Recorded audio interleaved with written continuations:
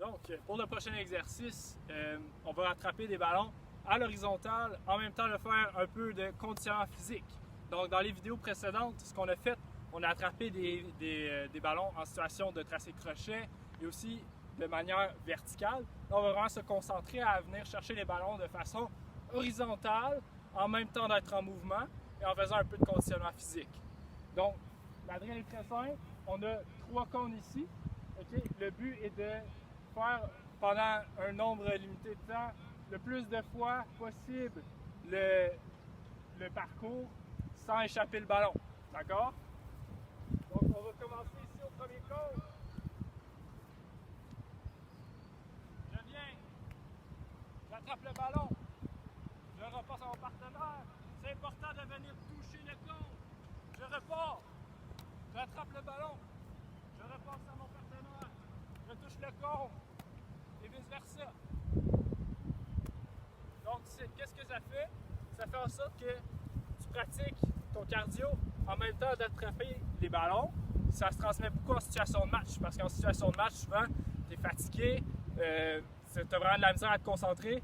Là, ça te force à venir attraper des ballons en même temps de courir à pleine vitesse.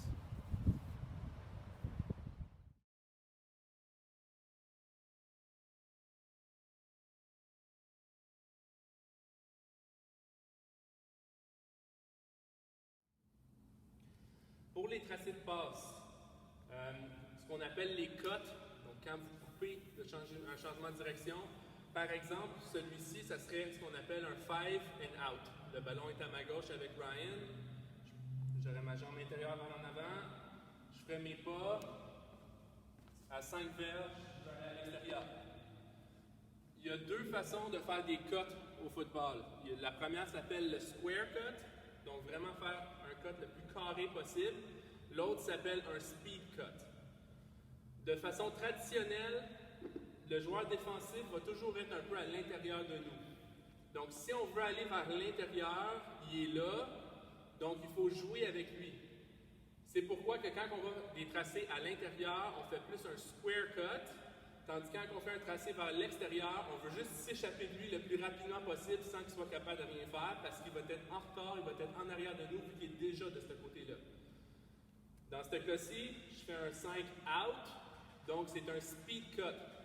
Quand vous faites un speed cut, vous voulez faire plus une banane pour aller le plus rapidement possible vers l'extérieur pour attraper le ballon. Tandis que quand vous faites un square cut, par exemple vers l'intérieur, si le par arrière est de ce côté-là, là, vraiment, vous voulez baisser votre centre de gravité, arrêter le plus rapidement possible et faire une coupe qui est vraiment 90 degrés d'un coup. Donc, quand vous êtes à la maison, pratiquez les deux. Pratiquez des tracés où vous allez arrêter et changer de direction complètement. Et pratiquez des tracés, si le corps de ce côté-là, où vous allez vraiment en banane le plus rapidement possible à l'extérieur. Tout ce que vous avez besoin, c'est 3 cônes. Puis vous faites des fois des bananes, des fois vous faites ce qu'on appelle un breakdown. Breakdown, vous pouvez faire ça à la maison une dizaine de fois pour chaque tracé, puis ça va être parfait pour vous.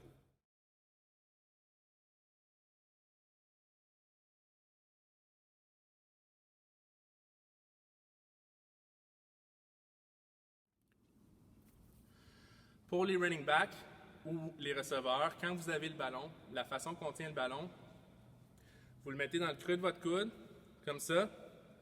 Vos doigts vont de chaque côté. Il y a le majeur ici, l'index ici, de chaque côté. Je ne veux pas voir un doigt sur la pointe du ballon, parce que si vous recevez un coup, vous pouvez vous casser le doigt. C'est mieux d'avoir un doigt de chaque côté. Comme ça, si vous recevez un coup, vos doigts sont protégés. Et vraiment, vous tenez le ballon le plus près de votre corps possible. Si jamais vous savez qu'il y a un contact qui s'en vient, qu'il y a quelqu'un qui s'en vient vers vous, tenez le ballon à 2 mains. Comment on fait ça? C'est la même chose, mais vous tenez le ballon sur votre corps comme ça, avec votre deuxième main qui va par-dessus. Et là, on est prêt à se pencher, à frapper quelqu'un et à faire sûr qu'il n'y a personne qui peut nous voler le ballon.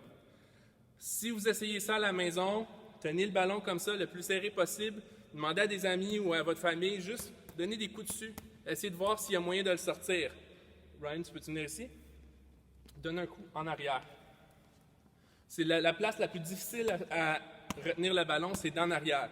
Si vous tenez le ballon pas comme du monde, un petit peu trop flexible comme ça, donne un coup. Il n'y a aucune façon de retenir le ballon. Donc, pour les running backs et même les receveurs, très important, tenir le ballon comme ça, le plus serré possible, puis là, tu peux t'essayer. Il n'y a pas moyen d'enlever le ballon, je le tiens, puis je ne ferai pas de fumble pendant le match.